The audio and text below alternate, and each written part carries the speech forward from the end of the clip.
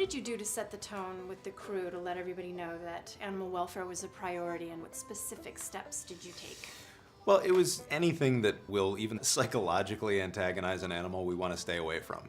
And in the age of CGI, you can pretty much do that if you feel like doing it, and I did. This goes back to Ted, because we had the scene where Ted fights the duck, and the duck it was a puppet duck. At some point somebody suggested, no, here's what we do. We put a duck here and then another duck in a cage, and these ducks will hate each other, and then we CG out this duck and put Ted there, and then it looks like they're fighting. And I'm like, well, yeah, but you're gonna really upset the fucking duck, and we don't want to do that. So that was nixed, and we used an animatronic duck.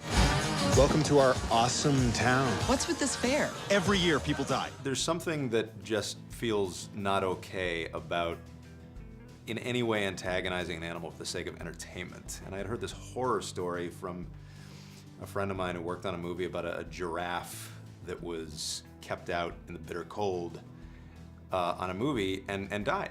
And it was one of the worst things I'd ever heard in my life. I won't tell you the name of the movie, but it rhymes with Schmookeeper. But animals are a part of our everyday life, regardless of the period. So they're gonna pop up in movies from time to time. You can ensure that they're not having a bad time.